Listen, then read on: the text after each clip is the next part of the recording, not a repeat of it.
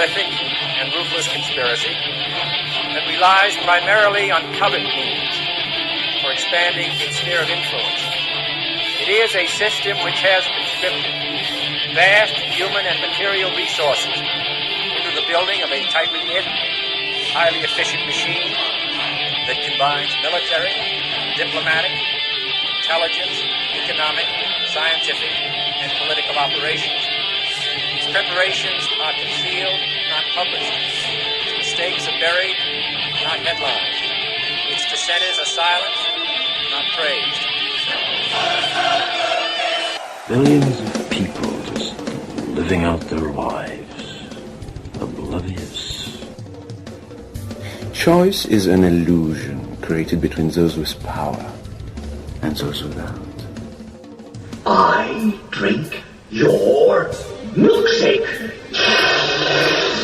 I drink it up. Thank you, John Larson. I receive your kind words on behalf of all of our courageous members of the House of Representatives who want the best for the American people. And what we can do that is best for them in the next 24 hours is to pass affordable, accessible health care for all Americans. The best for all Americans is to have 32 million more people to have health insurance in our country. The best for... Piece of stinking filth. Shh, say it again, Shal. This is AJ of the InfoWars. Listen to the Shaliak. This is Alex Jones of InfoWars. Listen to Shaliak on the Cold Reality News and Report. This is the coolest thing I have ever seen. Well, hello there.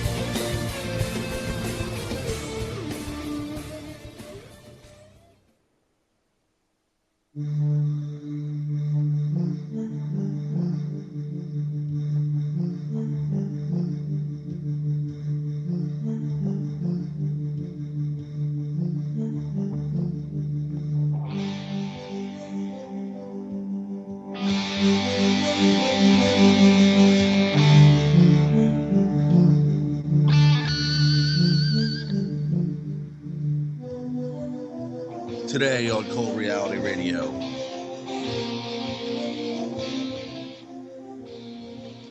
My guest will be Patrick Jordan of vaccinefraud.com, author of 16 books on health, the history of epidemics, prions, the prion agenda. Today will be the first edition of what we decided would be prion school.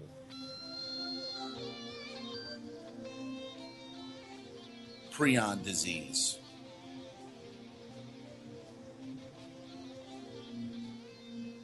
Bovine spongiform encephalopathy.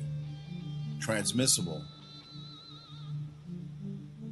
spongiform encephalopathy. Alzheimer's disease, Parkinson's,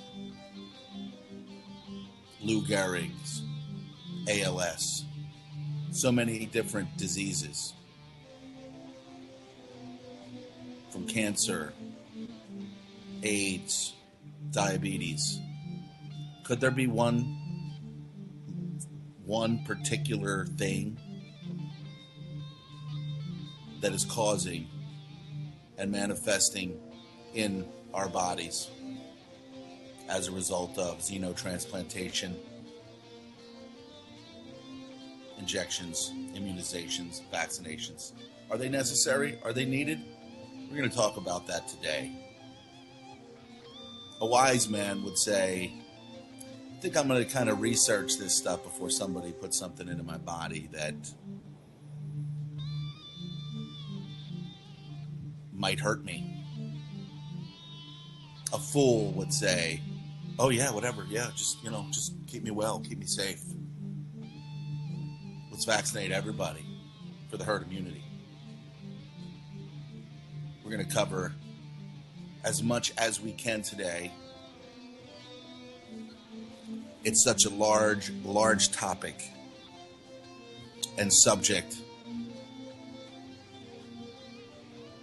but we're going to take it one step at a time. We're going to move through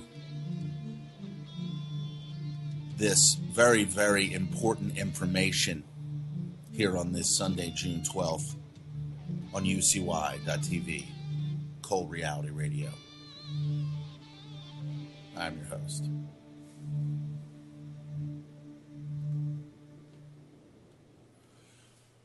Welcome to the program today. As I said, from vaccinefraud.com, Patrick Jordan will be joining me in a few minutes. And we are going to start talking about some very, very interesting information that most people cannot even begin to fathom.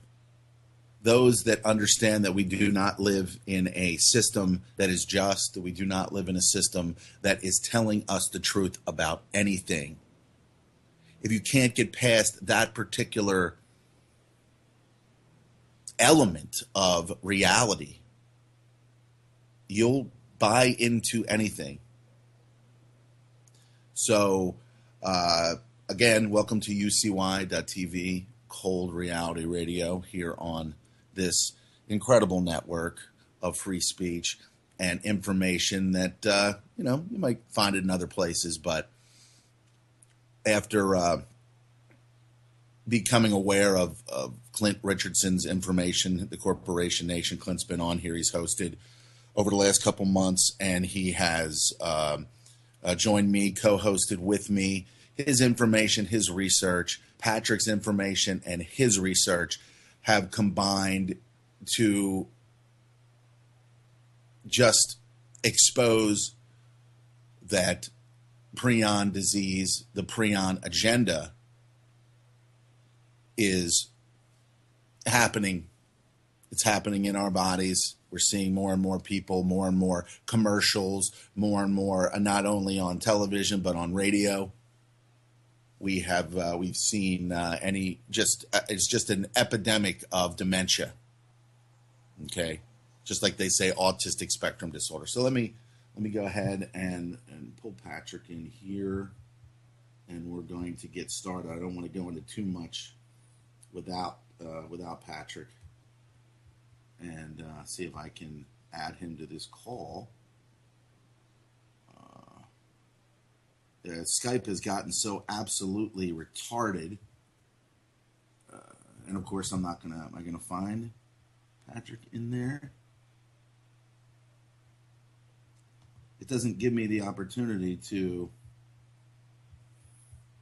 See, that's the thing about it. It just doesn't give you the opportunity to add the call. So that's where Skype comes in and is real. They even took the volume control for people that you're calling. They took that away. So if I call his.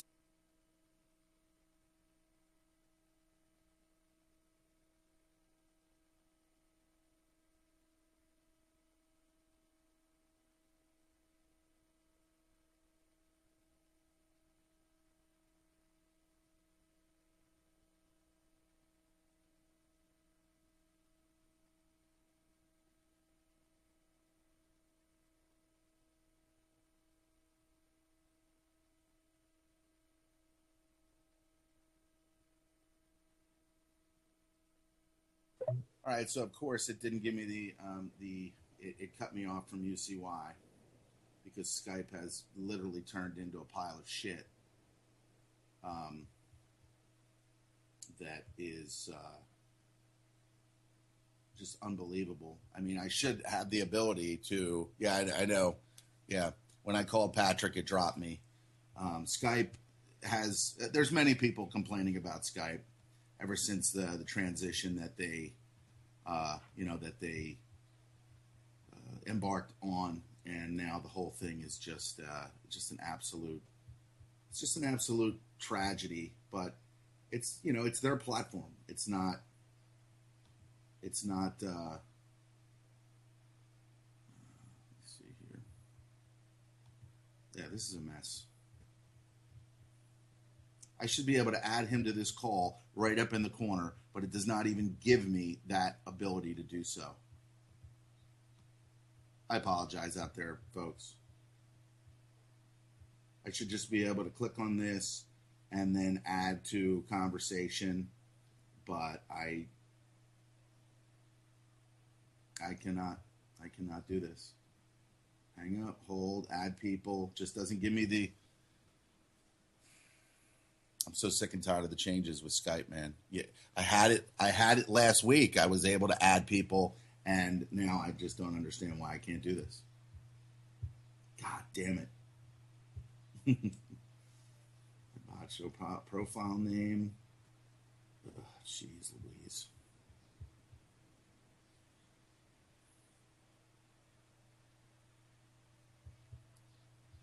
There should be a thing that says add to call, and you cannot add to call.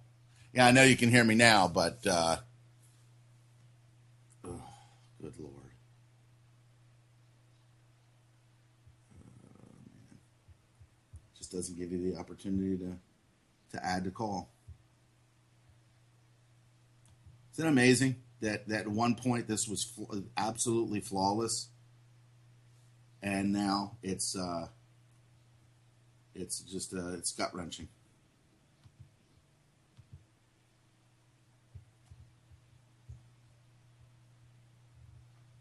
Connected. Can I even? I don't even know if I can. No, I don't think I can.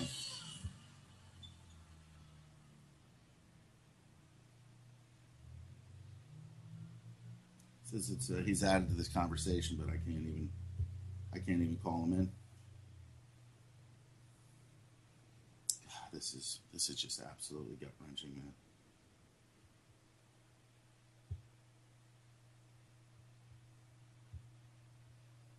I cannot even add him. Nope. There I am going again. Unbelievable.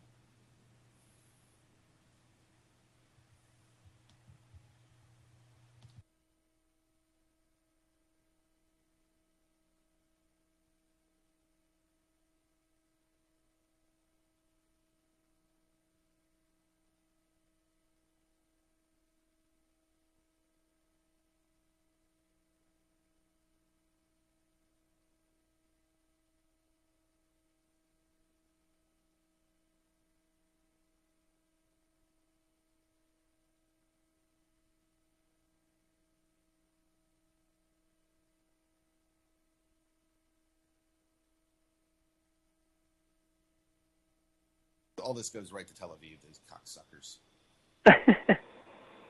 Right. I'm laughing, but I'm thinking you're telling the truth. Yeah, it totally does. That's what somebody said to me. But anyway, connected here. You're going to find out whether they can hear me out there. And is there anything you can do to boost your level? Oh, yeah. You're having a hard time hearing my voice? Yeah. Okay, let me pull this up. How about now? It hasn't changed. A little better? No? No. How about now? A little better. All right, let me see, because there was other times when I was on with you and my voice was louder than yours, and obviously your information is more important than mine. Can you hear me? Is it better now or no? It's okay. Yeah, we can do the show this way. It's fine. Okay. All right, so let's see what we got here. Let me see if the sound's going out. It looks like we are connected, so UCY Radio, they should be hearing us, so. All right. So, Patrick, welcome to the program today. Thank you. All right, vaccinefraud.com. Yeah, I kind of envisioned this morning going a little bit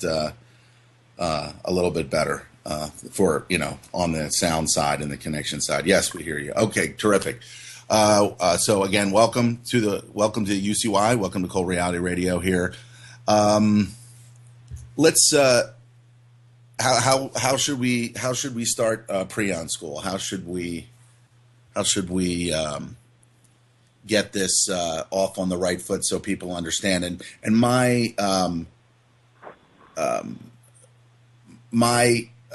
just total my anger towards people is that they do not listen to anything. I mean, Clint said, speaking in parables sometimes is the best way to get people to understand what a wise man would do some research before they allow someone to inject something into their body. A fool would just say, roll them up. Okay.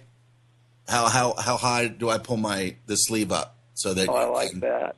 I got to write that down. Hold on, I got to get my notebook out. Because that's like a military phrase. Yeah. So that's funny, man. And that's, in my conversations with Clint, I mean, that's where we go. He said, you have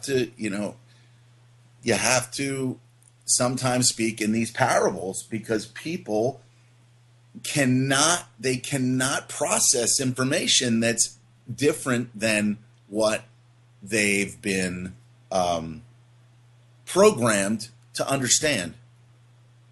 It's almost a transition. You got to kind of like slide them away from the myth, the fantasy, the superstition that they were raised with, and kind of ease them into reality. Well, you asked, how do we start the show? Well, first with an apology, because my brain is being etched away by what they did to us. That's why I spent 3 years nonstop, 17 hours a day, 7 days a week, writing 5 books, because if I started to lose my capacity, the things that you and I are going to be talking about would be lost forever, because no one except me and what I call the little red hens, they're my unpaid best friends and researchers.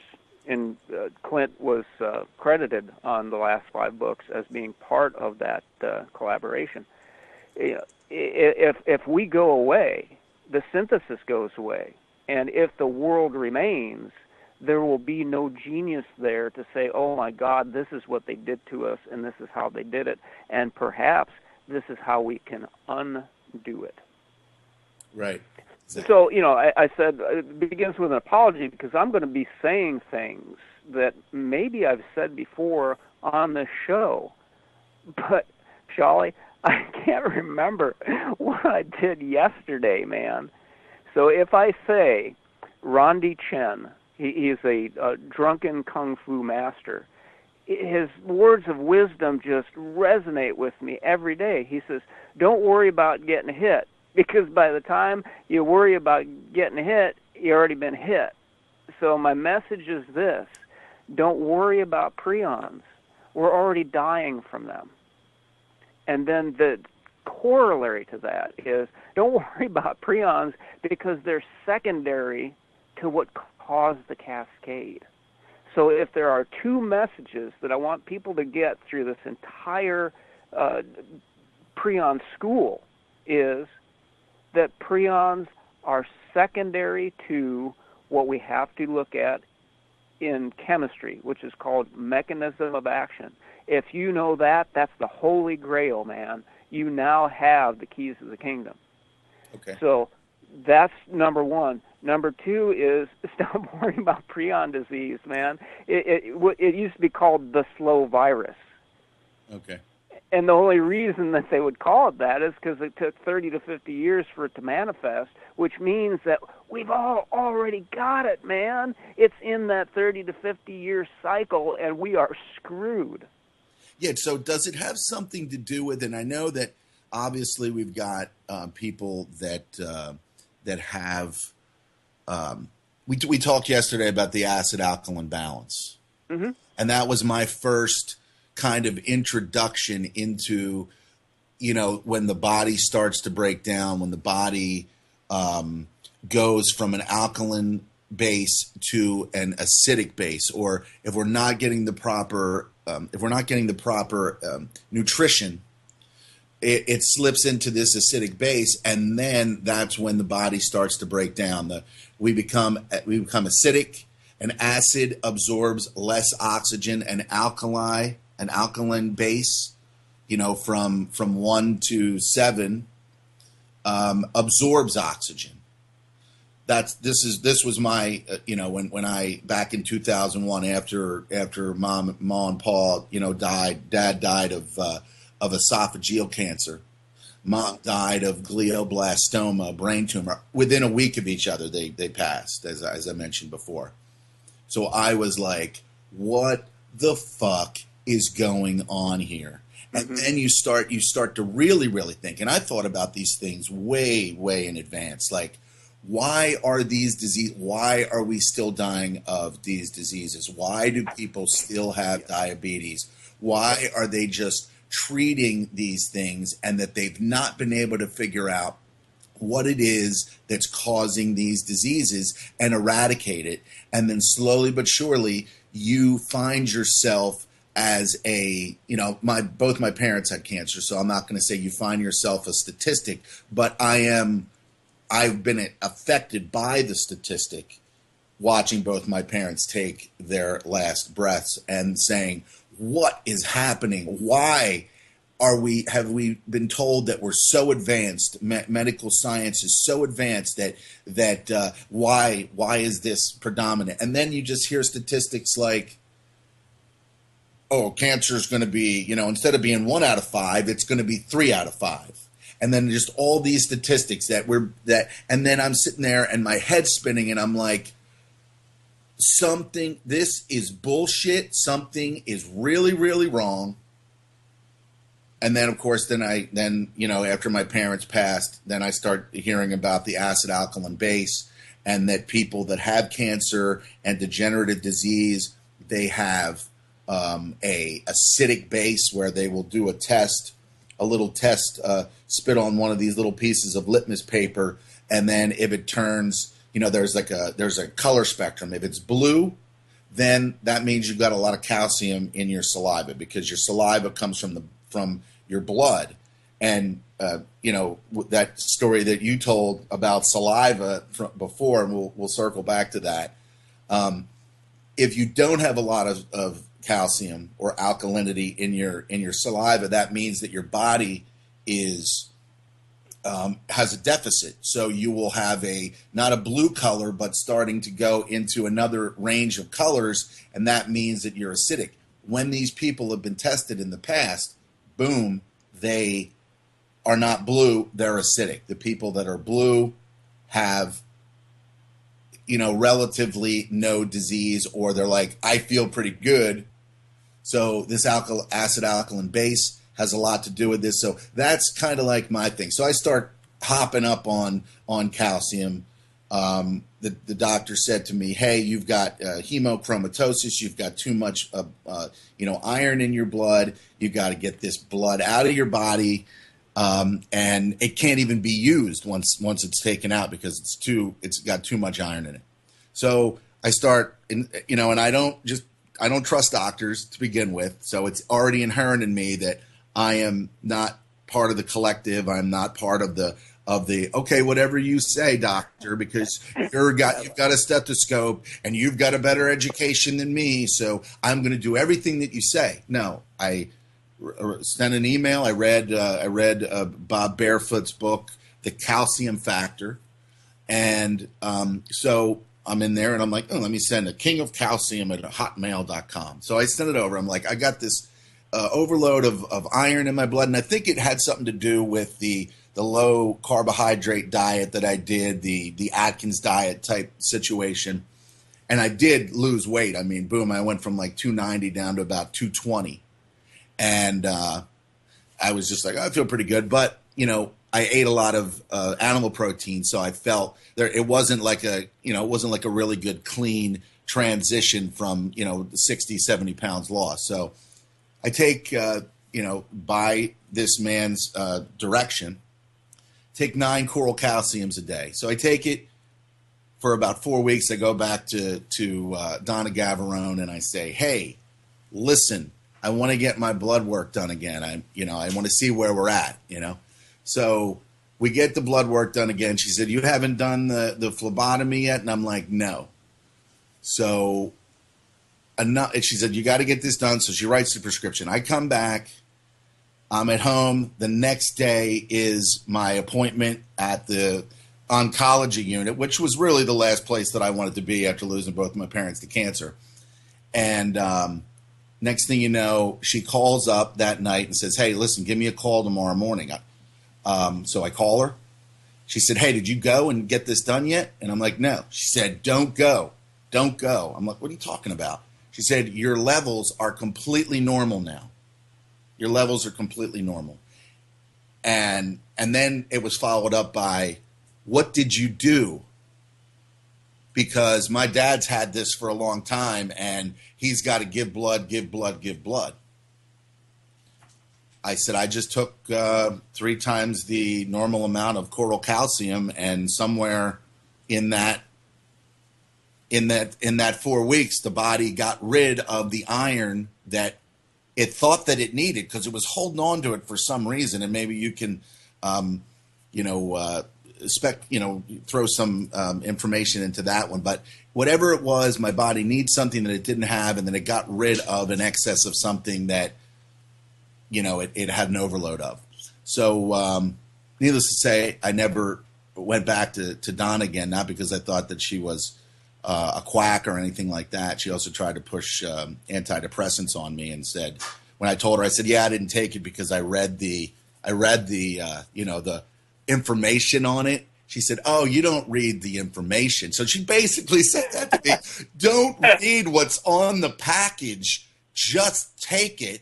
And that kind of made me turn me off. I said, no. I said, Donna, I said, you don't understand. I said, I don't take anybody's word for scripture. Okay. I looked at it and I said, whatever was on here made me more anxious than whatever I was feeling post losing my parents. And so I just thought, man, there's something to this calcium. And so, there's not a bad nutrient, but there's some that are vastly better than others. But your research has shown something that really, on some level, makes certain nutrients you can put them in your body, and because of something that was changed in the body, it becomes completely, if a person A were to take it and they weren't manipulated, yes, they would get a benefit from this nutrient. But when the body is manipulated in a certain way, it doesn't react the same way to nutrients. So I think maybe at that time I just, I guess it kind of worked for me. But then again, I've been deathly afraid of injections and needles for my entire life. Good. And I don't know, I guess mainly because it was going to hurt because somebody's sticking a needle into my arm. But I just, maybe inherently, I knew, I think we all have a mission here. We know that your mission, what your mission at vaccinefraud.com has been about, your work and your life is, to me, regardless of the outcome, it sounds very successful to me. So that's my take on nutrition, the acid alkaline balance. And I don't know if it has, I know it has some relevance, but as I said before, your information is so catastrophic to the fiction and the false reality that we're being pushed every day. So again, I just so grateful for having you here. Oh, thanks, Shali. And everything that you talked about. My final book is called Continuum, and any topic that you raise, we can grab it like the tail on a donkey and feed it into its, chewing mouth parts, and the thing will make this complete circle. So what you're opening up with the mineral balance, and let me just give you one little technical point. You talk about the acid base and the alkaline base, which I understand what you're getting at, but from a naming point of view, alkaline is also known as basic. And so I don't want people getting confused. An alkaline or acid metabolism or, basal metabolism or, structure to the human body, would be a little more less would be less confusing than to say alkaline or acid base. So it's just I'm not chewing on you, just giving a little point of clarification. So what is this acid and alkaline dynamic balance? And see, there's the key right there. It's not that you need to eat so many coral calciums that you can write on a blackboard with your tongue. It's about, does your body have the reserves to draw upon to either put acid in your stomach or to buffer anything that comes into your stomach that needs to be buffered for excretion. And our problem is that due to doof, there is no food.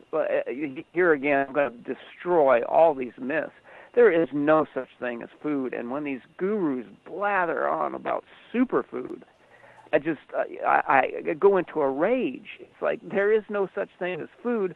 So a superfood would be something that was close to what was available on this planet before the biosphere was completely destroyed by about 1900 AD.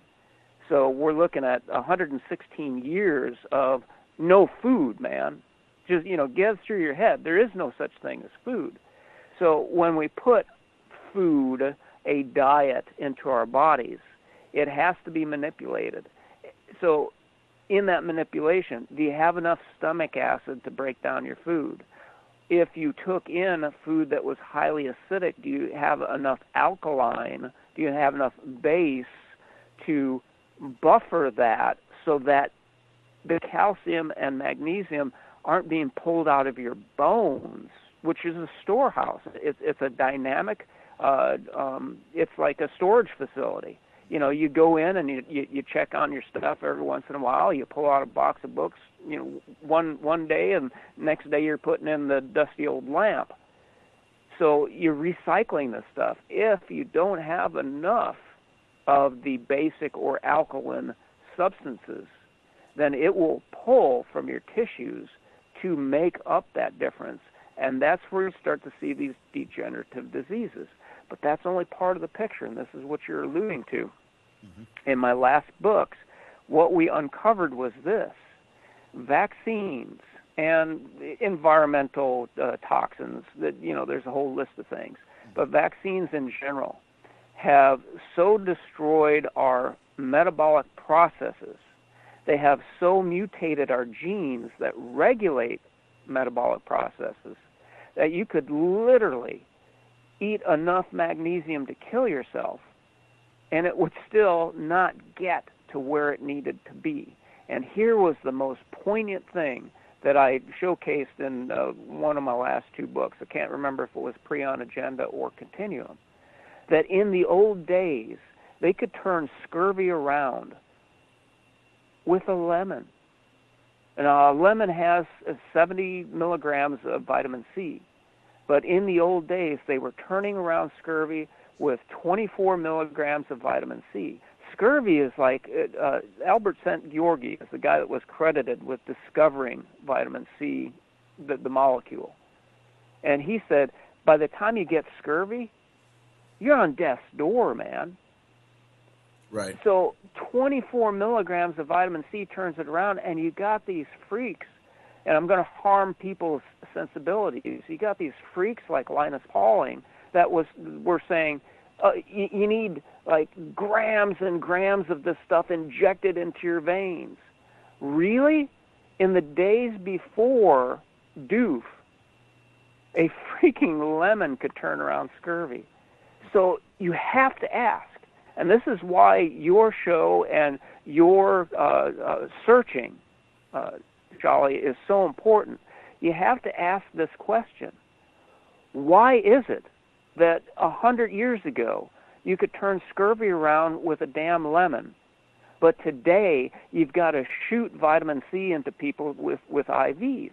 Because unless you ask that question and you divine the answer, then people will be nothing but little baby birds with their mouths open, taking any worms that are stuffed into them by any passerby.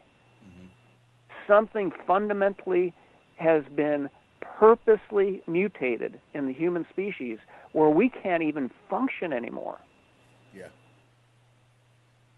Yeah. It's frightening what we're seeing out there.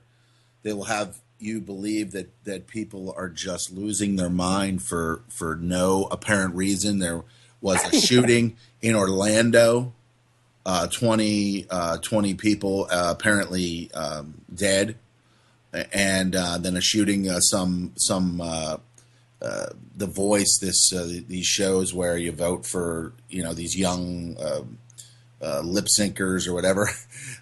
She's killed by someone, and they'll just and that's just one example of the things that we see out there of people just doing things that the average person would say, wow, what in the world pushed them to do such a thing? And I am totally, I know that, we talk about heavy metals, we talk about lead, we talk about all of these different things that can short circuit the mind. But I'm sure that there's, I'm sure that there's a much bigger breakdown than just on the surface of what I'm seeing and my take on it. Well, see, John Rappaport, for all of his political postulates that I don't agree with, has excellent analysis on the use of anti-anxiety and antipsychotic drugs. There is a concept called paradoxical reaction, and in the background I've been looking for a citation on that for, I think, morphine. You can give a anti-anxiety drug to a little old lady Christian that never cussed a day in her life, and you can turn her into a raging animal just by giving her an anti-anxiety drug. Now, what they do, let me see if I can pull this paradox. Sure. Okay. I am looking at currently diazepam, very popular drug. Paradoxical responses of excitement, agitation, anger, and rage. It's like, wait a minute, diazepam. Let me read you what they claim that this drug does. Relief of anxiety and nervous tension. Well, holy crap, man! They just said that it causes even worse than what you're giving it for. Yeah. So, and later on in this same piece, you keep reading down, and it has different sections for those over 60 years of age. Small doses are indicated. Observe for lethargy and indifference, fatigue, weakness, unsteadiness, disturbing dreams, nightmares, and paradoxical reactions of excitement, agitation, anger, hostility, and rage. And it's like, now, wait a minute. One of the things that Rappaport talks about is that things like Ritalin, which is kiddie cocaine, they work on the excitatory receptors of the nervous system. Well, and see, the myth is that if you overexcite those systems, then it calms the person down. Well, if you got a paradoxical reaction and the person really didn't need the poison of the day, then you have just excited something that should, it's like, don't poke that Rottweiler with a sharp stick, man. It's sleeping. Well, didn't walk away. One thing one of our chat room people is saying here is that diazepam is Valium. Is that? Let me find out, because see, I don't even pay attention. It's a freaking drug, man. It's poison. Run away. So what do we got? Benzodiazepine is the class of anti-anxiety, and it is also known as Meval, M-E-V-A-L, Q-Pam, Rival, Valcaps, Valium, Valrelease, and Vazapam. So it's again the family. Like I think there's even like a Lorazepam, which I remember my mother taking in addition to Prozac for a short period of time, Vioxx for a short period of time for pain, and years later, brain tumor. So there you go. Because why? Because they're poisons, right? These are poisons that need to be detoxed. Now, didn't Russell Blaylock, neurosurgeon, I think he might have written a book about excitotoxin, the taste that kills, which is, the diet soda, the aspartame, things like that as well. So it's all of these things. I mean, right there it says, "Oh, this is good. This is going to calm you down." But when you look at the pamphlet, it says the exact opposite and then some. And see, I'm still looking for the morphine one. I'm going through my databases because we had to do this for somebody that was under the care of assassins in white coats, and it was clear that they were doing everything they possibly could to either section this person, which means put them in the nut ward, or make them ill. And in looking into the drugs that the person was given, we came across the morphine citation, and this is what I'm talking about with this paradoxical reaction. You can take the Christian little old lady that never cussed a day in her life and turn her into a raging maniac. And then what they do, and this is what I'm going to try to quote from, is then they blame the patient. Well, they had it inside of them to begin with, and the drug just brought it out. Well, let's just, because this is my experiences with elderly people and the use of these drugs. What Rappaport was saying was that when you give these drugs to kids, because, what's the difference between somebody over 60 and a kid? They're still freaking human beings. When you give these poisons to a kid, you really think that if it wasn't a false flag operation that was planned, or crisis actors for the purpose of, advancing a political agenda, that you really weren't going to push somebody that would, for all accounts and purposes, be a normal human being into a homicidal rage because you gave them a poison? I mean, freaking wake up, man. Come on. Don't try to hose me. I've been at this shit since 2000, the year 2000, nonstop. This is all I've done. And there is a point, because you had opened the show with this, Shali, of, what does it take to communicate to the population at large? And I got to tell you, like I said, I'm going to be making apologies for repeating myself, and at this point I will never make an apology for making this kind of pronouncement. I used to think I could teach anything to anybody. Right. And then I started meeting this next generation of created fools. And I say that with no equivocation whatsoever, because what they have done with genetic mutation, with poisoning us, is they have destroyed the brain's ability to be used as a tool of self-preservation. And so the human species has lost its ability to protect itself. And I've said this throughout all my work since the year 2000, is memory is a survival trait. If you can't remember anything, then you can effectively be raped. You'll forget it. They'll come back and rape you again, and you'll have no memory of it, having it occurred before. You'll have no memory of it having happened again, and you'll have no ability to protect yourself the next time. So they've attacked our memory. They've attacked the actual warrior spirit of the human being for self-preservation. And they have made an entire population, an entire generation of complete and total idiots. So basically, Shali, I cannot, I'm saying am not able to, teach the kind of things that we're going to be going over to an idiot, if there are people out there who are willing and able to receive our information, then they will benefit from it. But there is no winning of hearts and minds. The population, the species of humanity has been so damaged that you can't reach out and embrace the whole world and hope that it comes to your camp. They're ruined. They're damaged goods, and this is like a Bible word, because you and I know that Clint likes to use concepts from the Bible. They're irredeemable, which means you can't buy them back.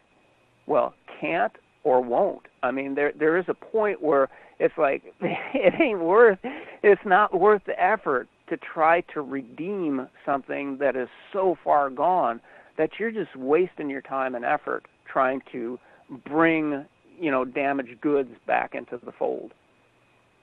Yeah, that is a excellent definition of what I see on a daily basis. Right, and what I want to do is give you the sense that it's okay to let them go. And I learned this phrase from a really dear little red hen, one of the research contributors, good friend, goes all the way back to when I first started in this madness. And she says, we have to perform triage. There are those that are able to be saved. There are those that are so far gone, you just put them in a corner and let them expire on their own. And there are others that are rolling up their sleeves and going, hey, what can I do to help? Yeah. Yeah, and I wonder what the absolute percentage is of this race of people can actually understand and is waking up. And then when they do wake up, then they are rerouted into areas of this fake reality that leaves them even more even further away from the source. I guess that makes sense. Well, and that's the it's been attributed to the Romans, but it's ancient. The concept of divide and rule. People also know it as divide and conquer. What would you do if you really wanted to disable any opposition? You would say, hey, oh, wow, you're really concerned about America, and, you don't like the way the food is going. Oh, wait, there is no food, and, vaccines are bad, and they're probing at airports, and, things just really suck here. Hey, come on over to Panama, man. Because somebody like me, for those, Shali, that have followed my work with Clint, we did a show where I demonstrated that I never left my couch. I've been basically sitting in the same position for 3 years. And all I was doing was making some food ferments at home in properly constructed anaerobic fermentation vessels. And I was losing like up to 68% of my ferments to this mold called sclerotinia. And all we did, this is the amazing part of it, and this is why I have no mercy whatsoever for idiots. All we did was we did some simple keyword searches for sclerotinia and found out it's a freaking bioweapon, man. And I discovered that just from sitting on my couch and thinking about, well, why are my food ferments failing? And we uncovered a bioweapon. I didn't have a laboratory. I'm not the health ranger, and I don't have chromatographs, and I'm not running to everybody's water supply across America and telling you how much lead is in it. It's like I was just doing an Einstein, just sitting on my couch doing a thought experiment and going, wait, why am I not able to feed myself? Because see, I was in a crisis mode. I was losing 68% of my food. And we found that, this was at least 1 to 2 decades in the workings, that globally they had released this fungus on freaking purpose. And it is I keep forgetting if you guys got FCC rebroadcast. It is say whatever you want, man. A deity-damned bioweapon. And I discovered it just sitting on my couch, man. So this is why it's like, don't tell me that you can't learn anything. Don't tell me that you can't put a keyword search in. Don't tell me that you don't understand what you're looking at, because I berate my list when I ask for information, and except for the little red hens, I get nothing, because people go, well, you talk, too high above me, and I don't understand what I'm looking at. Hey, most of the red hens, they got no science background whatsoever, and they'll go, I have no idea what this means, but I want to send it anyway. And it turns out to be the most important thing that we were studying. So there's no excuse. You get out there, and this is, Stephen King, the novelist. He used to do seminars, and people would go, well, how do you write? And there'd be this long, pregnant pause, and he'd go, well, writers write. You just sit there with a blank piece of paper, or you have your computer screen going, and you write. You don't machinate about it. You don't worry about it. You don't, get all upset or, stressed out. You just freaking write. And so if there's research to do, if there's understanding to do, if there's, do you really need Shali and me to tell you what a prion is? The answer, of course, is yes, because we're going to tell you things that you never knew and never considered before. But you can do the initial work yourself. You can get up to a point where when we speak, it's like, oh, my God, now I get it. I'm looking up this sclerotinia information. I just kind of Googled it there, and then it took me to at first it took maybe because I spelled it wrong, but it took me to scarlet fever, some kind of rash. Yeah, I'm on I love it. On the page now for I'm seeing pictures of it. Probably what you're seeing, what you explained yesterday on your crops. There it is, white. It's white, and it's Oh, it's aggressive as hell. See, it will grow on the top of brine. Now, brine, everybody thinks, salt water, that, nothing can grow in salt water. Man, you can grow stuff in like 21% brine. Mm-hmm. And this thing is so aggressive, it'll just absolutely ruin your food. And it doesn't matter how much salt you got on it. And so, we're to a point, Shali, where in order to live, in order to protect ourselves, we have to have a body of knowledge that is a foundation, just to know what they have done, what they are doing, and what they will do, so that we can correct the damage that they've done to us, protect ourselves from any current and future threats, and then prevent them, disable them, extinct them from ever doing this to us again. Yeah. Seems like such an absolute, just so in depth what they're doing. They've got and we spoke about the acid alkaline balance. I mean, that was one of the first things that I thought of when you said, I'm dealing with this mold on my, on some of my crops. And I thought right away, or, in my thought process of, mold, viruses and things like that, where they proliferate in environments that are low in oxygen. And then right away, I think of geoengineering. I think of what's being done to the soil as a result of, the changing the acid alkaline balance, maybe even rendering the ability to grow crops or an effective crop just completely, undoable. And let's look at the final outcome of that. If they are able to manipulate the environment on a global scale to the point where I can't grow food. If I do grow food, then it goes bad. then what are my only options? My options are only to go to these geoengineers and say, please feed me with your genetically modified terrors, because they are terror weapons. Yeah. There's no... See, the other thing that I try to impress on people, Shali, is this, that if you say something the way it is, then there is no debate. The gauntlet has been not thrown down, but slapped in the face, because that's what it was used for. A gauntlet was like an armored glove, and you would slap somebody in the face with it to challenge them to a duel to the death. And so when I say that GMO crops, they're not, alternative agriculture. They're bioterror weapons, man. And once you say that, you can't go back from it.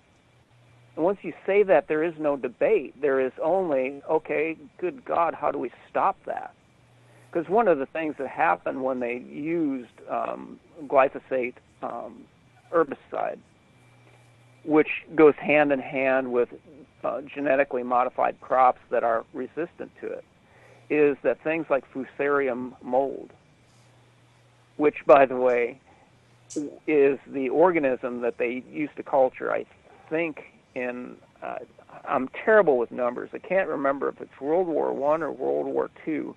There was the T2 toxin, T, the letter T, dash 2 toxin, that was cultivated from Fusarium that was used. It must have been World War I, because they're still using chemical warfare. It was a chemical warfare agent. And now, because of the use of Roundup and other glyphosates, the entire planet is like covered in this mold, man. So we're in a bioterror situation. Why? Because Fusarium, with its T2 toxin, was a biological chemical warfare agent, and so that's why I'm saying there is no debate. When you finally say things the way they are, and we'll eventually get the prions, when you finally say it the way it is, the whole world just opens up to you. The lies go away, and you go, oh my God, I finally see the entire continuum, the big picture. It's all connected. Right. Now, I remember watching. Why I said watching is because I was thinking of the movie The Happening. Sometimes I switch things around there. But The Happening, the thing about that movie is that the trees and the in general just plants were giving off a toxin that was making people just kill themselves. Wow. That was one of the M. Night Shyamalan movies. Oh, okay. Where they, people were just walking, and they next thing you know, they just like stuck a pen in their neck, or they were construction workers were jumping off buildings, just killing themselves, and and of course at the end it was like, oh, we're treating the planet so badly, and of course they just kind of limited to CO2. And things like that. Is there a connection here? Obviously, people aren't going to, smell something and then stick a knife in through their eye. But really, I'm not. I'm never going to be abusing you, but I'm just doing that out there for effect. It's like, okay, what you need to understand, because I've lived and worked on the farm for over 30 years, 40 years. Oh my God, I'm old. Okay, and what you need to understand about chemistry is many chemicals are tasteless, odorless, and colorless. Mm-hmm. And one time, because my mother was on dialysis, and I was fighting the system so aggressively that they banned me with armed guards from being in the dialysis unit. And so I had to spend a lot of my time in libraries, and that's, where I started my research. And I go into the libraries, and this is back in the days when I had some pretty severe chemical allergy. And let me tell you something about chemical allergy. It makes you into like a dog. A dog can smell into parts per billion that humans can't even detect. Well, people with chemical allergy are like that because you need to protect yourself from these very low-level toxins that can affect you profoundly. And so I could smell things, like many, many feet away, and testably I could smell down into parts per billion. And there were several times when women would walk by either by themselves or pushing baby carriages or whatever, and there would be no detectable odor whatsoever. And yet I would be so overcome with a reaction in my brain to whatever toxins they were wafting by, whether it be like some kind of body care product or whatever they were putting off, them, their baby carriage, or their baby. The chemicals were so powerful, I could not smell them. I had no residual taste. Of course, you can't see it. And I was nearly knocked unconscious. And this several times has happened to me in public spaces. So, a library is a very big room with large ceilings. So there's enough air in there for, dilution. But even at the parts per billion level, these chemicals can have a profound effect on the central nervous system. So I look at Shyamalan's work not as, oh, isn't that creepy fiction? It's like, oh, that was a documentary. Because there is kind of a total connection to the plants and what's happening. But again, they'll make it look like it's man caused CO2 proliferating. Well, you and I have talked about molecular switching, and this is a topic that will come up when we get into the heart of the prion thing. If you have a process in the human body that you know how to manipulate, in the same way that a marionette operator knows which strings to pull, or if you have created a process through gene mutation that you know will be manipulated through the introduction of substance X, Y, or Z, then all you have to do is get that substance in what? Chemtrails, water, fast food, personal care products, perfume. Put it in the gasoline, for God's sakes, and if it doesn't combust, it's coming out the tailpipe. And then you can have what I'd always got a kick out of in the X-Files. One of their phrases was plausible deniability. Mm-hmm. So what if they put something that could not be combusted into gasoline, and everybody's pumping it out their tailpipes, and therefore everybody is like, you're inhaling it, you're ingesting it, because whatever goes into your lungs gets into your mucus. The mucus goes down your throat, it coats your intestines, you're digesting it, okay? That was the sum total. What I just did, that soundbite right there, that was the sum total of everything that I learned and paid for when I put myself through pre-med. That's all I learned right there, that what gets dissolved into your mucus goes from your lungs into your guts, and you digest it. And that was worth the cost of my education. A quart of saliva a day. Isn't that awesome, man? It's created, and it's the transport. It's the internal transport to through to your digestive tract, and then thus into your blood. And so let's go all the way back to the opening of your show, where you're talking about, was there sufficient buffers? I'm not going to stop at just calcium.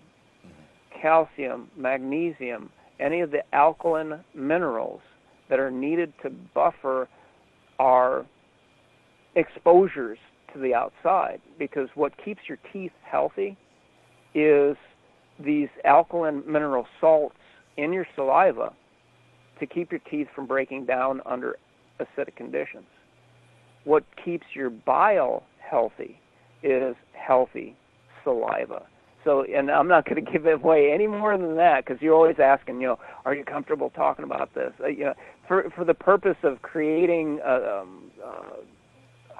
what is it, like a cliffhanger. Get my last 5 books. I think it's in Doof of the Dogs, where I feature bile very intensively, and you wouldn't believe, Shali, that it's the continuum again, but the interconnectivity of, in order to have healthy liver, you must have healthy bile. In order to have healthy bile, you must have healthy saliva. And if you have healthy saliva, then you'll have healthy teeth, because if you got bad teeth, shit, I just gave away the entire book. If you got bad teeth, man, it's going to take out your liver and your bile. I told you, I'm going to hold out. I ain't going to tell anybody what's in that book, and I just gave them the entire book. But see, that's what I'm saying about continuum. That's what I'm saying. Any topic that you open up, we can pin the tail on that donkey and stuff it down its throat, and it's going to poop out the tail again. Right.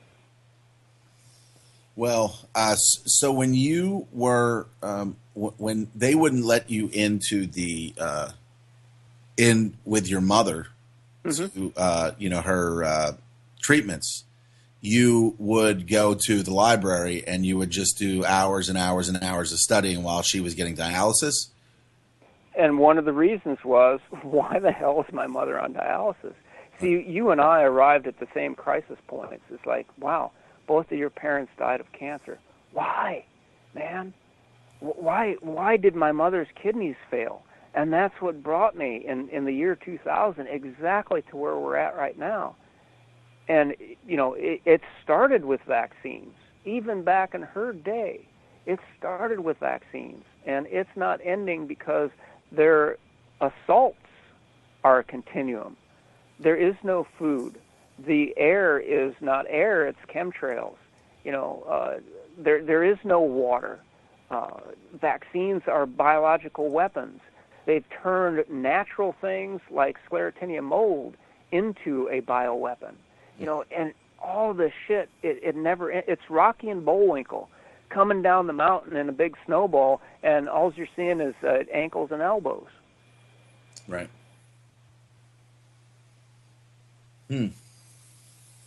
So everybody's getting the end result of how they killed my mother.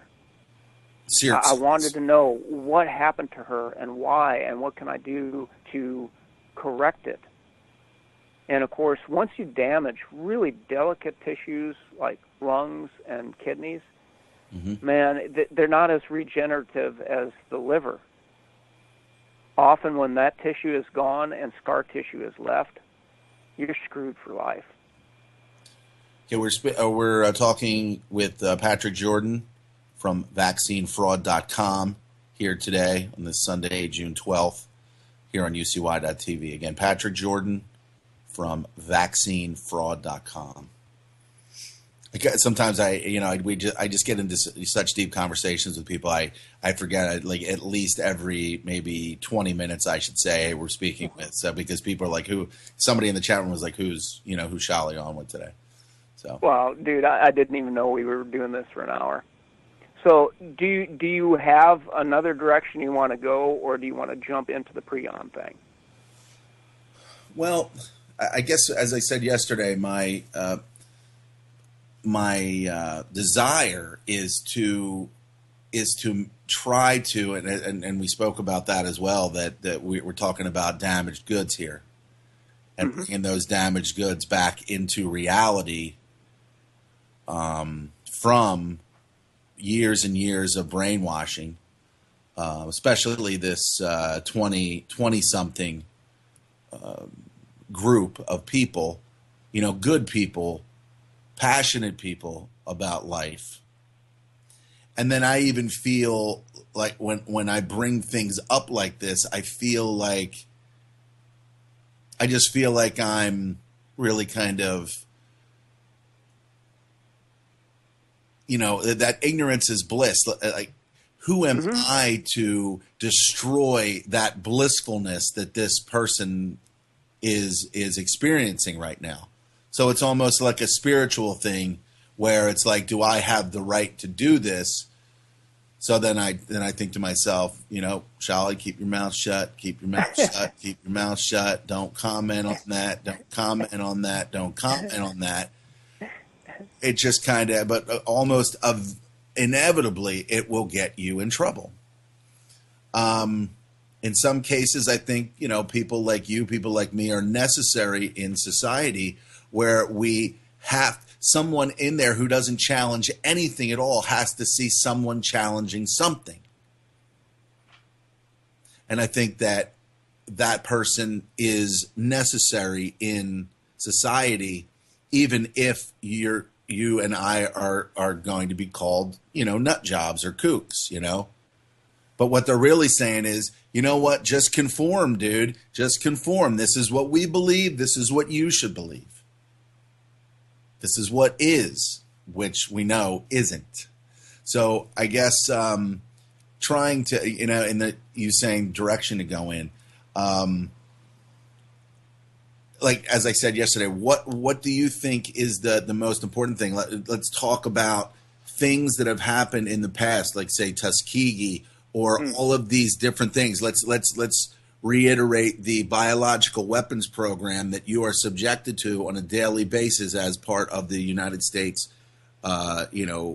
citizenship, so that they have examples of things that have been done to people on purpose as part of testing to get to this next level, because their research, just like the research that they did with the interfering with the interferon, that magic that happens inside these bodies, or used to anyway, that magic that happens that says there's an intruder, let's protect the cell, the phone call, the call that Clint so incredibly starts to, he links it, like, what do people understand? Oh, cell phones. They sleep with them under their pillow. They rub their private parts with them.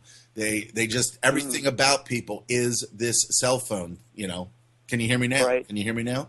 All right. So he says the call is made, the transaction is done, the body gets protected by this communication. And then he says, then the communication gets taken down. So can we point out, we got about 45 minutes. Can we point out some of these points in time where people have been experimented on? Does that sound like a good, a starting point to let people know that, hey, you're not safe. You're part of a biological weapons program. Thank you. Yeah, I love that, because, that eliminates all debate. Just go to Title 50 of the U.S. Code. Title 50 says you can and will be experimented on with anything at any time for any reason without notification. So that includes biological, chemical, and radiological nuclear weapons. Don't call it anything other than, it was an experiment, it was a test, and the government in its wisdom wanted to put, it was just a test organism that they put in the New York subways to see what drift patterns might be like, just in case, like, the bad guys did it. Fucking kidding me, man? Think about the words that you just said. That makes no sense whatsoever. They're assaulting you just in case the bad guys might want to try it. So, one of the reasons why I put together in a book form, because I've had timelines in my other books, I assembled all the timelines in a book called Timeline, A Brief History of Hell, is when you see all of these correspondences in a linear fashion, you go, this is not random history. This is malice aforethought. This is planned military assaults. And all you have to do is you go to the source material, SHAD, so that's Sam Howard Alpha Delta, is a U.S. Army and Navy projects number 1112, where they infected and killed their own people by spraying Serratia marcescens and Bacillus glabigii, which is similar to anthrax, in the San Francisco Bay for 6 days, and then monitored the hospital reports to see how well they did. This was, that was 1950s. This was before electronic reporting, maybe. We don't know, because Project Echelon was actually doing voice recognition in the 1960s. So they were, hey, let's release these organisms and see who gets sick or dies. For, patriotic reasons of protecting the country. Oh, wait, you're killing, and people erroneously say, your own people. And, of course, we aren't their people. No, we're not. They view us as vermin to be experimented on and exterminated. They were doing this. Why? Because it's a military operation. It wasn't for peace or security or any sane reason. These were biological warfare operations, and the CIA uses Serratia because it gives off a really nice red stain, and Pseudomonas, which now has taken over hospitals and their water supplies. The CIA has been using those as tracers, biomarkers, and now they're considered, because I had a conversation with the USDA, they're considered common soil and water contaminants. Contaminants? From fucking what, man? They were put there, just like the Serratia. The Serratia is a genetically modified monster that was released into the biosphere on purpose. And so, if people like you and me, Shali, were to say, hey, I created this thing in my kitchen, and now I want to release it to the outside. Well, the fucking SWAT teams would be busting down our doors, and if not, then we would have to go through like 20 years of filing paperwork to convince the FDA and the USDA that it was safe to release in the biosphere. But here they are, willy-nilly, just releasing warfare agents on everybody all the time, everywhere. They were releasing dengue fever on purpose in Florida, and then monitoring the hospital admissions. It's a biowarfare operations. This stuff is going on continuously. And then the clinically insane Bill Gates is genetically engineering mosquitoes to combat malaria and releasing them. And who's stopping these people, man? Yeah. With regard to what Patrick is saying here, U.S. Code Title 50, Chapter 32, someone wrote an article here, horrific U.S. law turned all Americans into biochem guinea pigs. Sometime soon, the online U.S. Code archives will delete the horrific law that was Section 1520 of U.S.C. Title 50, since it was repealed. The law allowed for the testing of chemical and biological agents on entire civilian populations. The law was in effect in the U.S. for 20 years, enacted in 1977 as Public Law 95-79, and then repealed in 1997. Most likely that was not repealed, or it was repealed, but they keep on doing it, and is proof that turning entire civilian populations into guinea pig farms was considered. One is forced to wonder if over that time the military abstained from that which the law defined. Here then is that law save this short law. Any government what would enact it could just as easily repeal it with a lie. And of course it goes in there and it starts talking about in a specific language here, Section 1520, use of human subjects for testing of chemical or biological agents by the Department of Defense, accounting to congressional committees with respect to experiments and studies, notification of local civilian officials. And then there's parts A and B in there that, I mean, you've read a number of times. Clint has read any number of times, and it's, the jargon and different things like that. But it basically says, hey, we can do what we need to do to protect us from this external enemy, much like what's happening today with so-called terrorism. And what was the citation on the 1977 public law? What number was that? I think, it said the law that was Section 1520 of the USC Title 50. Section. He said the U.S. Code Archives will delete the horrific law that was Section 1520.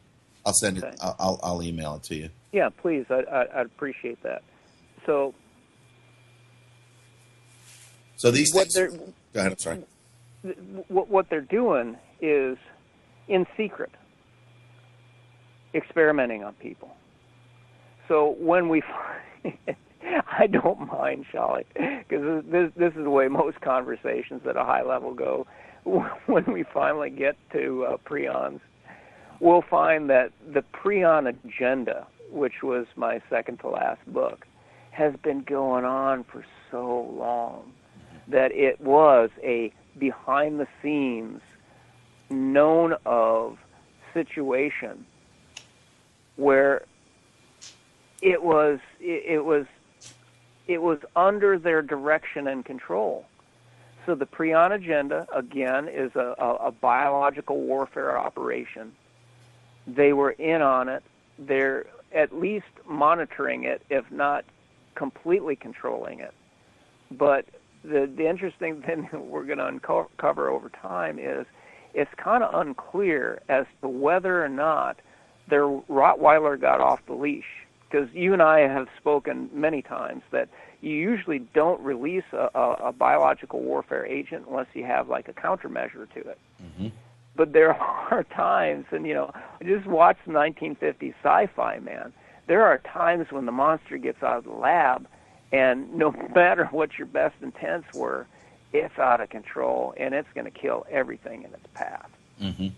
And I've got this like really creepy feeling that they have a creepy feeling that their monster in the form of prions has gotten so far beyond them that they're like a bunch of little kids in diapers, little lab coat diapers, and their creation got away from them. Right. Well, wouldn't you think at that point that they would kick into with all the research and all the money that they have? God knows the Queen of England doesn't suffer from dementia. So you would think that they would, there would be a timeline for their own actions and their own experimentation, that they would say, hey, if this happens or if that happens, let's continually kind of monitor this and see, because, we don't want our weapon killing us. Mm-hmm. And see, there's the other paradox that still has to be explored. There's a lot that we're going to uncover, but in the uncovering of the facts on the ground, the questions that have to be answered are, okay, if their monster did get away from them, are they susceptible to it? Because if they released it on us as a weapon to literally gut our brains, does it have the same effect on them? Because I'm talking about them as some kind of perverted subspecies where it may not have the same effect on them that it does on us. And that's beyond just having them have some kind of protection from it.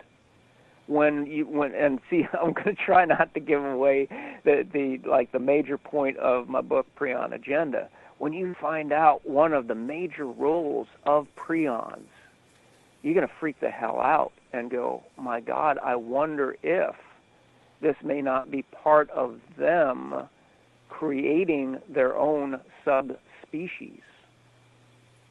So it would not be a matter of does it hurt them, it would help to build them. Okay. And could the geoengineering be a way to try to destroy infectious prions? Because it's gotten out of control. Well, okay, so from my point, that's an excellent question, by the way. But I'm going to write that down, actually. I kind of like that. Because you mentioned at one time the underestimation of the weapon, and now it has to be reeled in on some level, because then it will become obvious. And we should probably also, before the end of the program today, talk about Clint's latest blog post that you mentioned yesterday. I got to read about half of it, but okay. So for those who don't know, prion disease has been they've labeled it, the mad cow disease, dementia. We've had I don't know how long dementia has been in our midst. People, I've heard dementia pretty much all of my life, and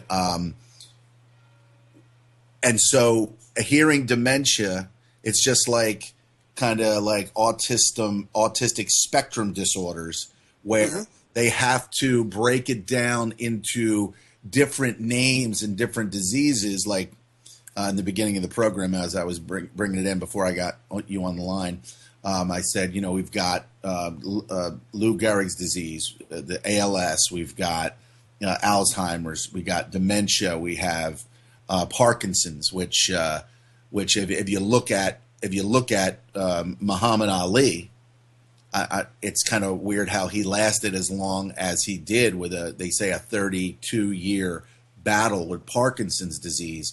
But I mean, he was, for all, just looking at him, he was a zombie for all those years. So prion disease has been labeled as, and I don't know when all these things took place, but prion disease is what they're linking to it now. And as a result of Patrick and Clint's research, if you go to Amazon, type in prion, you will find at least 3 or 4 books, and I'll point them out. Let me just go there just for the purpose and sake of what we're talking about. All right, over to Amazon.com, and I'll type in prion. All right. Madness and Memory, the Discovery of Prions, a New Biological Principle of Disease. That was April 29th, 2014. Of course, a book that Clint has referenced many times, Deadly Feast, The Prion Controversy and the Public's Health. What else we have here? The Pathological Protein, Mad Cow, Chronic Wasting, and Other Deadly Prion Diseases. What else? The Prion, Cost of the Kill, Fatal Flaws, another book here. How a Misfolded Protein Baffled Scientists, really? And changed the way we look at the brain. And then, of course, 32 prion snowboard boots are probably loaded with infectious proteins when you put your feet in them. And then, of course, a book called Prion, which it doesn't give too much of a, but I mean, right there I think even Clint made reference to a video game that references prions. When Clint hosted and Patrick was on with him maybe about 6 weeks ago.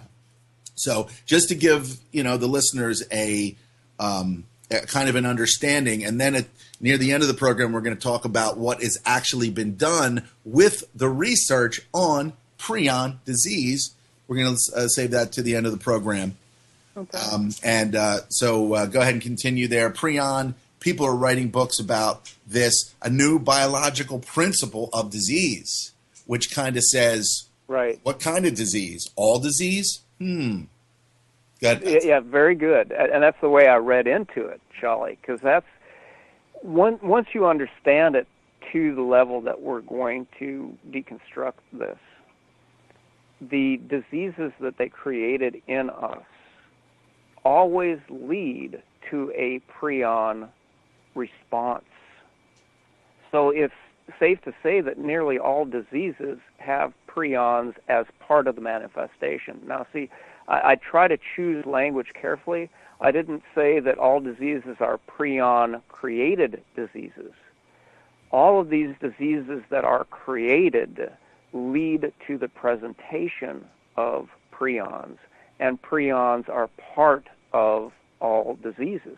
What we uncovered, and meaning, me and the red hens, was Alzheimer's, prion disease, autism, prion disease, pancreatic cancer, prion disease. One that shocked the hell out of me and made perfect sense once we uncovered it, pardon me, was the reason why statin drugs don't work is they prescribe them for the erroneously blamed cholesterol plaque in the arteries. Well, the deeper you dig into prion disease, you find out that cholesterol, it's present, it's in the mix, but it's not the problem, and that's why statins didn't work, is because your hardening of the arteries didn't come from cholesterol plaque, it came from prion plaque. And it's like, my God, when you get tiny little insights like that, the whole world opens up to you, and you go, wow, I get it. It's not that prions created the hardening of the arteries.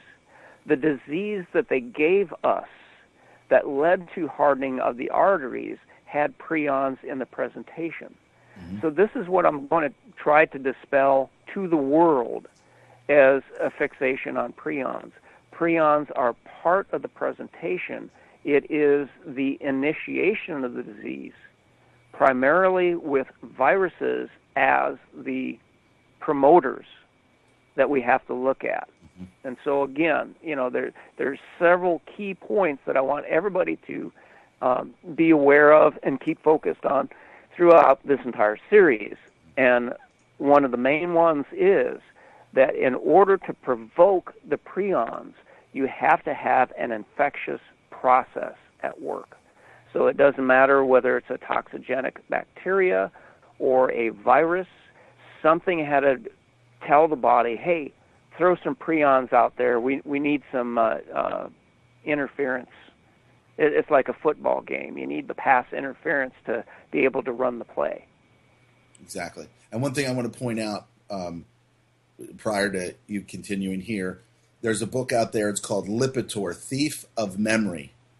Oh, wow. Okay? Wow. There was a drug that was released. Look it up. Google it. It was called Baycol, Baycol.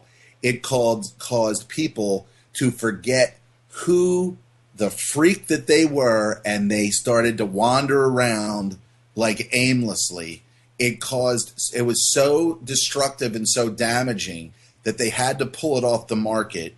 So either it exacerbates a prion situation, or, I'm not sure at this point, but all we know is that, or all that I know and what I've discovered is that Lipitor, Crestor, all of these statin drugs that they were talking about putting in the water supply because of children and bad diets and all this other stuff. These are it's another bioweapon. It's just another level of bioweapon. Thank you. That's awesome, man. So go ahead. I'm sorry. I had to. No, that's perfect. And you just defined the zombie.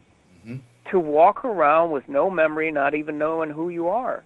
I mean, what Baycol probably was a beta test to see the proof of concept of this weapon. And then, okay, even if they took it off the market, like you said, how do you know the CIA isn't titrating it into municipal water supplies? One of my favorite urban legends is that they put LSD into city water supplies. And see, this kind of stuff, whether or not there are references to substantiate this, I don't care, because it just feels right. It makes sense. How many people do you know that walk around like they're freaking hallucinating? Yeah. How many people do you walk around that really, from a metaphysics point of view, from an existential point of view, really don't know who they are? I'm not saying that they're walking around in their underwear in a cornfield, but really they don't know who they are. And at what level of titration do you need the Baycol in the water to have removed this personality, this self-preservation from people that I was talking about earlier, by the introduction of a drug that they proved in clinical trials had that effect? And check this out. In August 2001, the FDA pulled the cholesterol-lowering drug Baycol off the market. The drug appeared to be responsible for 31 deaths. So they had to reel it back in. And what do we see here?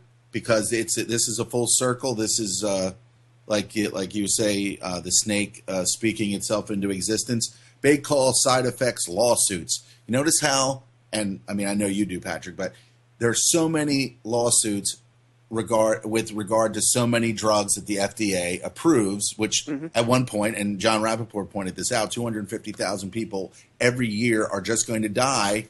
They're just going to die from drugs that the FDA approves and medical procedures.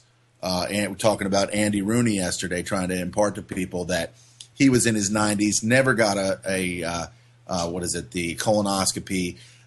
He retired. He was going on vacation, for the rest of his life with his wife. You would imagine he probably had some money saved up. The doctor convinced him, "Hey, why don't you do this? Get this colonoscopy." They perforated his bowel, and he probably died of sepsis within a week. Oh, okay. Wow! So all of these lawsuits, the legal system is tied directly in with the drug companies. That way, they control the narrative. And then, of course, the laws, the HIPAA laws, and everything that they put in place lied to you and said, "Oh, this is for your protection and your privacy." It was actually for the drug companies and their protection, to protect them from the fact that they are poisoning your fucking bodies, and they're pieces of shit. The whole system is a piece of shit. I'm sorry, that's bad. Let's take that piece of shit and spread it out for everybody to see. This is what Clint sent Friday. Department of Health and Human Services made an announcement. The Food and Drug Administration is announcing the termination of the Transmissible Spongiform Encephalopathies Advisory Committee. Anybody in the know, because I send this out to my list, and when the red hens reply, they go, "Well, I guess that means the program was a success," because transmissible spongiform encephalopathy is mad cow that you can get from another source, whether it is an animal or a people source. It is transmissible. It is, let's just say it what it is. It's a contagious disease. Now, to be clear, prions are not living. They are not viral. They do not have nucleic material. They are simply misfolded proteins, but they still play the tag you're it game. So these TSEs are able to be gotten as easily as licking a spoon that was washed in a dishwasher in a diner that somebody that had a TSE had eaten on before you had dinner there. That's how simple this is. And what they're saying, the Health and Human Services is saying that the FDA shut down their advisory committee on it. Well, why would you do that except for a couple possibilities? That either they realize the situation is so damn hopeless, there's nothing that they can do, and if they continue to gather data on it, it will become public record, and the entire genocidal conspiracy will be available through simple search or freedom of information. Or their plan has come to completion, meaning they accomplished everything they wanted by infecting us with prions, and there's no longer any need to study it. And it goes on to say, and this is material that Clint had highlighted. He likes to put the yellow highlight on there. In recent years, the number of issues requiring committee advice has declined. Are you fucking kidding me? Prion disease is global. Yeah. Just to give you an example. It's exponential. Just to give you an example, commercial that I've seen at least 3 times. Older woman walking around the house saying, "Have you seen my keys?" Wow. She's looking under the the seat. She's looking underneath the everywhere, that she thinks that she might have lost them. And her son is going. He's just kind of listening to her, figuring, okay, but you don't. At first, you're just like, what the hell is this? And then he opens up the refrigerator, pulls the milk out, and the keys are in the refrigerator. And then it's like, first, one of the 10 signs of Alzheimer's disease is forgetting where you place things. So it's becoming even more predominant now, to the point where dementia type, the one that we know the most and we hear the most about is Alzheimer's disease. So that's what we're seeing now. And on the radio, we're doing tests, we're doing this on drugs for Alzheimer type diseases. Dude, my favorite is they're developing vaccines for Alzheimer's. Oh yeah, there you go. So were they filming in my house with the keys behind? Well, no, I don't drink milk, but the joke on the farm for the past 40 years was you got to have a tool roundup. Usually when I start a job, I'm spending a half an hour before the job begins just trying to find everything that I need for doing the job. And what that reminded me of, because I work alone out here on the farm and it's only me, and it's like, I don't get to do the, honey, where's my screwdriver? Well, where did you put it last? I don't get to do that. I have to remember where all this stuff is, and even if it's fluorescent colored, you're still spending a half an hour looking for your tools. And I got to thinking about it. It's like, well, what did the previous generation do? And then I started, remembering phrases of parents and family where they go, where's the thingamajig? I think it's over by the whatchamacallit. That's right. And, we're laughing about it, but wait a minute. The definition of what they now call prion disease used to be called the slow virus, because it would take 30 to 50 years to manifest. And dementia, as you said, Shali, has been in the lexicon. I've been studying homeopathy. It's been out there since at least the 1880s, at least, very least. And so this is a long train coming. This is indeed a slow virus. And so what we saw in what we laughed at was that our parents were having this memory loss early on, because as kids we were laughing about our parents not being able to remember the names of things. Well, dude, I get the crap scared out of me when I'm talking to these energetic 20-year-olds that have no memory whatsoever. If you took away their, I don't even know what they're called anymore. It used to be called a BlackBerry. If you took away their iPad, their BlackBerry, their personal what-the-hell-ever device, they would have no memory at all. They wouldn't know that this would be a Bay Call moment. They wouldn't know who they are, where they were, or where they were supposed to be. And so what we're looking at now is I'll be in conversation with 20-year-olds, 30-year-olds, 40-year-olds, and they'll stop in the middle of a sentence and not know what they were saying. And, because of my background, because of my experience, because of my hypersensitivity to stuff like this, I'm thinking, my God, that's a manifestation of, their brains being etched by prions.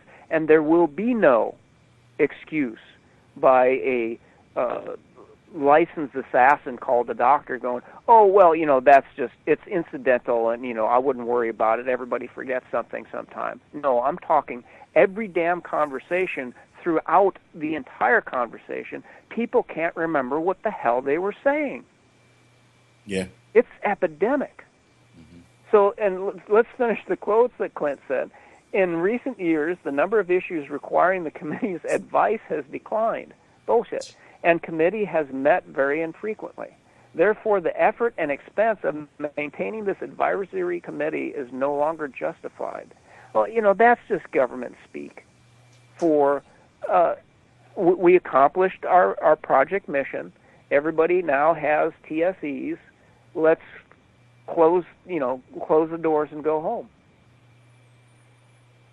Yeah. Mission accomplished. And so, people will get depressed by what we're talking about, but I'm just going to direct them to 2 pages on my website, vaccinefraud.com. Go to 123DEAD to get what I knew until this year. So we're talking, whenever I started my website, like 2008, 8 years ago, 123DEAD was all I knew. This year, I came up with 123LIVE to look at possible interventions.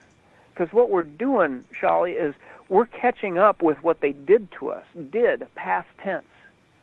And in doing so, we're saying, okay, this is the damage done. What can we do to stem the tide of that and attempt to repair the damage done?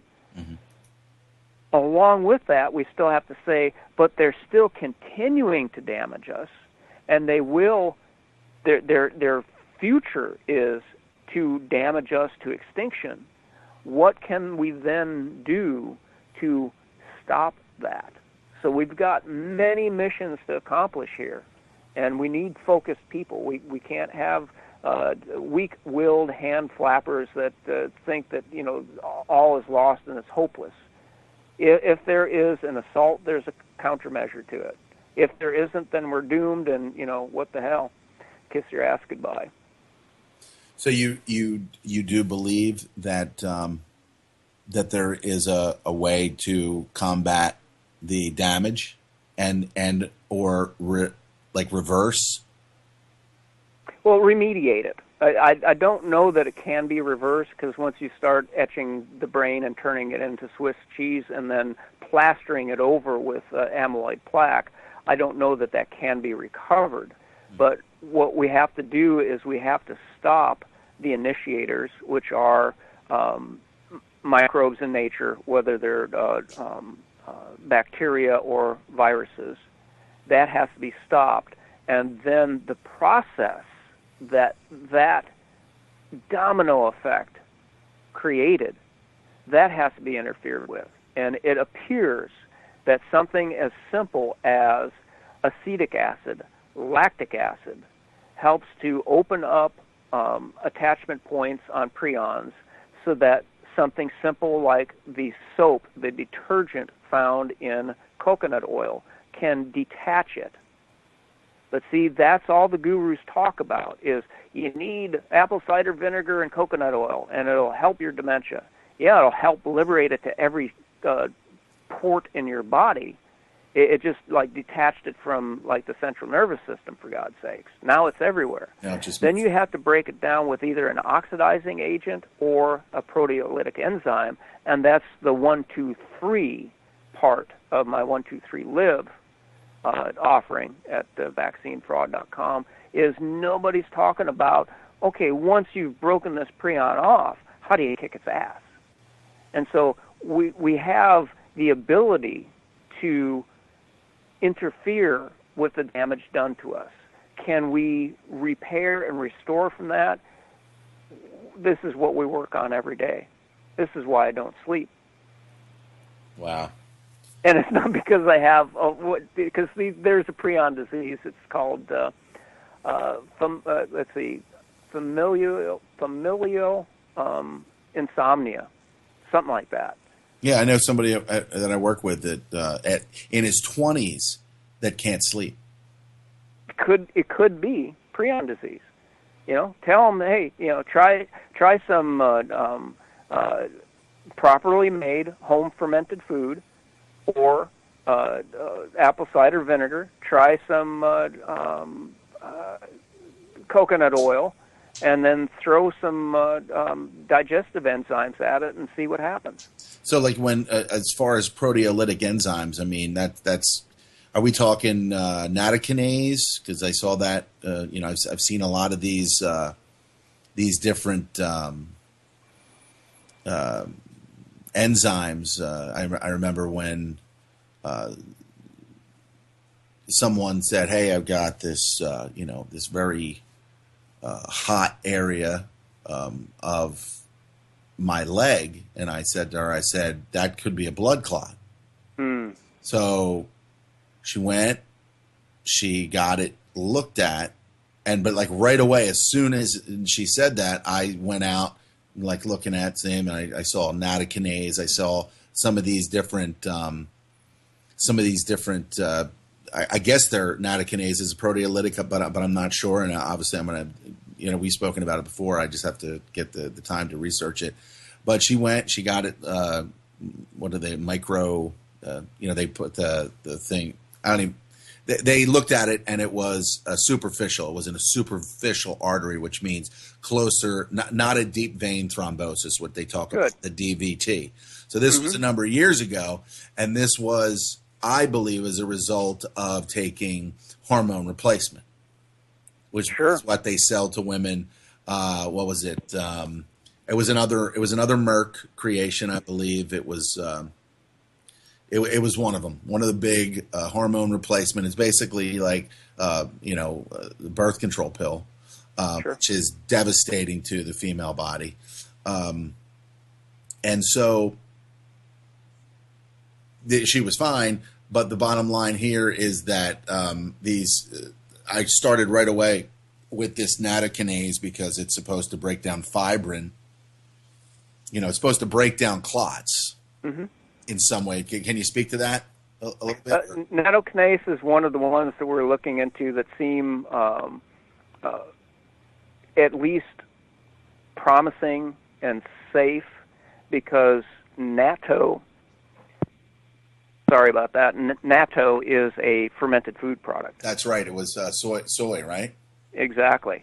And another one is subtilicin, that they actually, at an industrial level, are flooding us with. It's in your laundry detergent. They're using it, and Bacillus subtilis, that subtilicin comes from.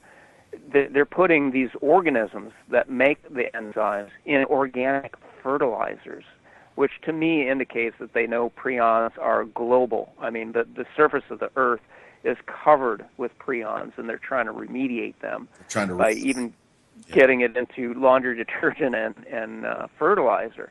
But how do you get it into your body safely? And so what I arrived at, and I am experimenting very slowly because I don't want to make mistakes on myself, is lichens.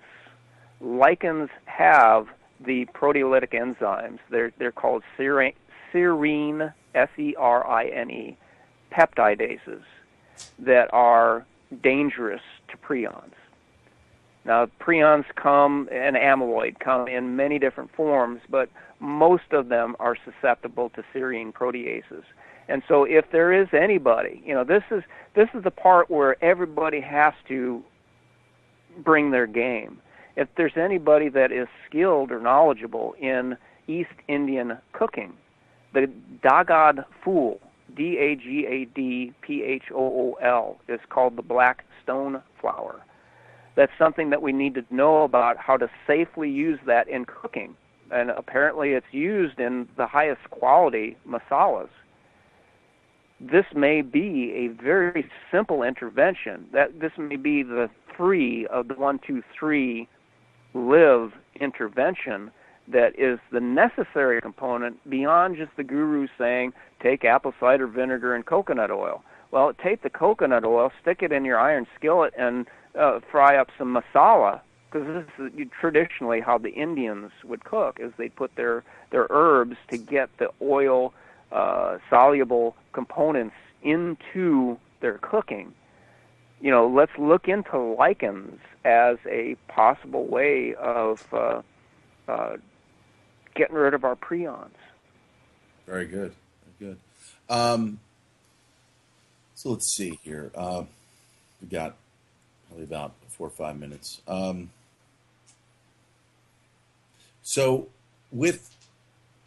And again, repeat what you said about that. We're focusing on prions, but we have to also focus on what was done to the body to make us susceptible to these. Okay, this is great, because in preparation for this show, I tried to think about how I was going to say this. Don't worry about the prions, because you're in a big open pit where this Caterpillar dump truck, the kind that do strip mining, mm-hmm. It's unloading its entire bed of fill on top of you. That's the prions. Don't worry about that. Okay, you're already going to be buried in it. The problem is not so much that the bed was filled with prions and you're going to be buried in the bottom of a pit. The problem is that there was some son of a bitch in the driver's seat backing the truck up to unload it on you. That's the infectious component. That's the viruses and the bacteria that initiate the prions. That should be our primary focus. Yes, we got the clear and present danger that we're all suffering, me included, from prion damage. Yes, that exists. But then the part that you wanted me to restate was that our legs are broken. So we're in the bottom of a pit with broken legs being covered by, backfill coming from a truck that's being run by an evil operator. Does that make sense? Yeah. Because, dude, that's pure poetry to me. I've been working on that since you called yesterday. Everything you say is kind of poetry to me, bro. So, I mean, I'm just so thankful to have you on the program and to be able to communicate with you. Thank God for you and Clint. Well, thank you for having me. I really appreciate it. And I appreciate talking with somebody that has 2 brain cells. Still functioning, man. Right. I like to think that I can remember things. I remember phone numbers. I mean, I do get into. I'm listening to a show the other morning where, it was a CBS show, and then there was this band on, and I'm listening to the singer, and I'm like, that guy sounds like, the guy that died a little while ago. The guy who used to talk he sounded like he would just talk all of his words, and then almost eventually she said, "Oh, you mean Lou Reed?" And I'm like, "Yes, Lou frickin' Reed. This guy sounds like." And so right there, I get into those. I get into those things, and without the prions, would I have said, "Hey, that sounds like Lou Reed"? You know what? We would just have to. And I remember doing that, and growing up and saying things like that as well. But we're being barraged by so much. We're being attacked on so many different levels. And I know, like, if somebody hears this who who loves vaccines would say, "Oh, this is just such hogwash." Blah blah blah blah. So we got 60 seconds left. So Patrick Jordan, vaccinefraud.com. He's got incredible information over there. His books, his latest Continuum, the one prior to that, the Prion Agenda. So much incredible information from an incredible person. I'm sorry about that. An incredible man. I scratched the person. Incredible man, Patrick Jordan. And he's going to be back on with me. We're going to be doing Prion School. We're going to try to kind of move this thing forward in a way that even the person with the worst prion disease can understand. Ouch. And we're gonna make things happen, and we're gonna spread awareness, and we're gonna empower. This is about empowerment. It's not about don't be depressed. It's about empowering us so that we can hopefully move on to the next level. All right. There's only one holistic system of systems. I will